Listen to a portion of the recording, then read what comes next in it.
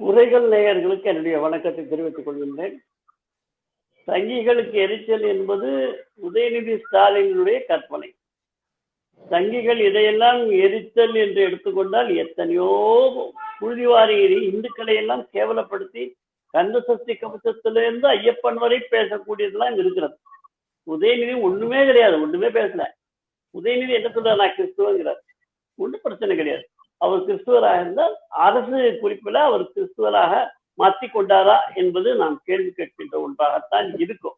அவர் ஒரு மைனாரிட்டி சமுதாயத்தை சார்ந்தவராக இருக்கிறார். அதுல எந்த குறையும் கிடையாது. இந்த நாட்டினுடைய மைந்தர், இந்த மண்ணின் மைந்தர். அதனால கிறிஸ்தவர்களா இருக்கிறதோ முஸ்லிம்களா இருக்கிறதோ இந்த நாட்டுக்கு விரோதமானவர்களோ இந்த மண்ணுக்கு சொந்தமானவர்கள் அல்ல என்பதோ நம்முடைய கருத்து அல்ல. எல்லோரும் இந்த நாட்டினுடைய குடிமக்கள். அப்படி இருக்கின்ற பொழுது தனித்தனியாக ஒருவருக்கும் சலுகைகள் கொடுப்பது, மதத்தின் அடிப்படையிலே சலுகைகள் கொடுப்பது, இது கொஞ்சம் கொஞ்சமாக குறைத்து விட வேண்டும். அப்படி கிறிஸ்துவர்களுக்கோ இஸ்லாமியர்களுக்கோ பெரும் பாதிப்பு இருக்கிறது என்று சொல்லக்கூடிய அளவிலே இந்த நாட்டிலே மற்ற நாட்டை காட்டிலும் இஸ்லாமியர்கள் நலமாகத்தான் இருக்கிறார்கள் என்று பல இஸ்லாமிய பெரியோர்களை சொல்லிக் கொண்டிருக்கிறார்கள். அந்த நிகழ்ச்சியிலேயே பேசுறாரு அவரு. அலகாபாத் உயர்நீதிமன்ற நீதிபதி ஒரு விழால பேசும் பொழுது இஸ்லாமியர்களை பற்றி தவறாக பேசுகிறார். இப்ப நாங்க அவரே பதவி நீக்கம் பண்ணணும்ட்டு கோரிக்கையை வைக்க நாடாளுமன்றத்துல வைக்கிறோம் அப்படின்ற ஒரு விஷயத்தையும் அவர் அது சொல்றாரு. அப்ப அவங்க இந்து சமூகத்தை சார்ந்தவர்கள் பிற மதத்தை பத்தி பேசும்போது பிற மதத்தை சார்ந்தவர்கள் பேசுவது அப்படிங்கறதும் ஒரு இயல்பாகத்தானே நம்ம பார்க்கணும். இஸ்லாமியரை பத்தி ஒரு நீதிபதி பேசிவிட்டார் என்பதற்காக பாராளுமன்றத்தில் கேட்போம் என்று சொன்னால், திராவிட முன்னேற்ற கழகத்தினுடைய தலைவர்களின் ஒருவராக பாராளுமன்ற உறுப்பினராக இருக்கக்கூடிய ராஜா அவர்களும் கனிமொழி அவர்களும் எத்தனை முறை இந்துக்களை இந்து கடவுளை நிந்தித்து பேசியிருக்கின்றார்கள் என்பதை பட்டியல் போட்டு சொல்ல முடியும். அப்படி இருக்கிறவர்கள் மீது நாம் ஏன் பாராளுமன்ற நடவடிக்கை எடுக்க வேண்டும் என்று இவர்கள் குரல் கொடுக்கவில்லை என்றால் இவர்கள் பொதுவானவர்கள் அல்ல.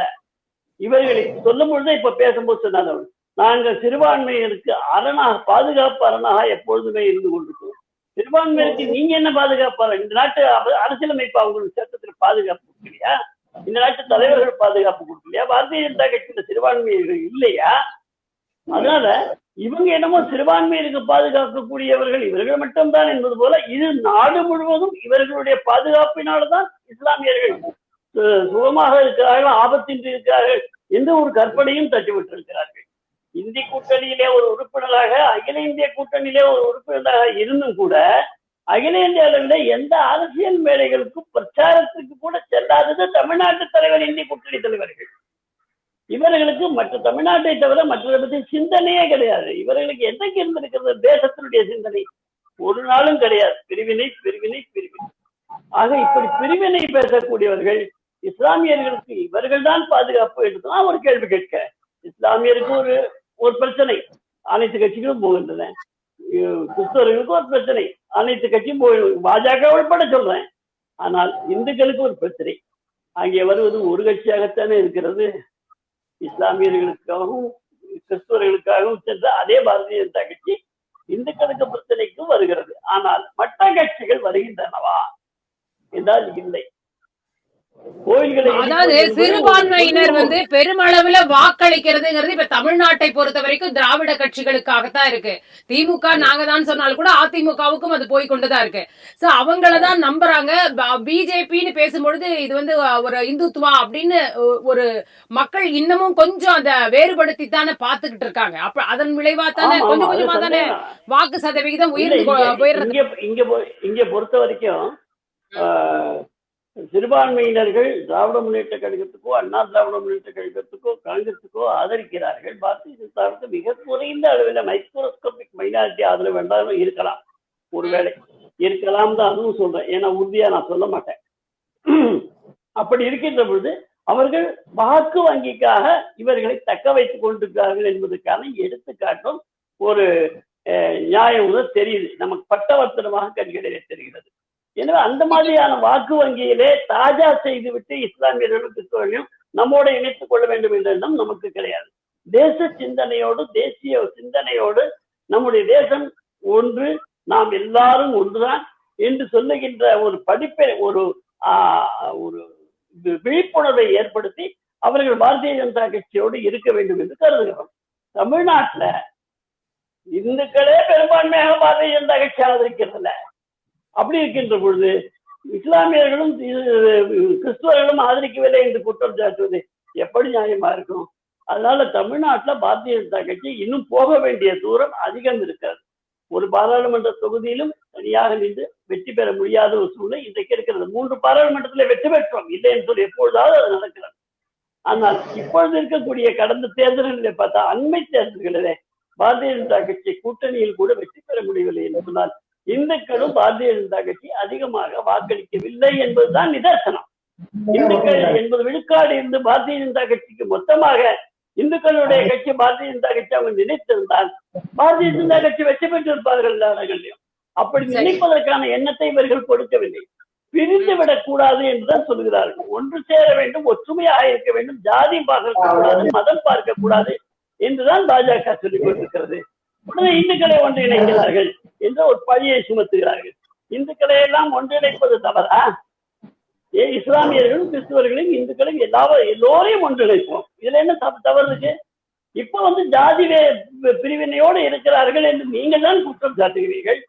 அப்படி ஜாதி பிரிவினை எல்லாம் இருக்கக்கூடாது, ஒன்றாக இருக்க வேண்டும் என்று சொல்வது ஒரு குறையா? இது என்ன நியாயம்?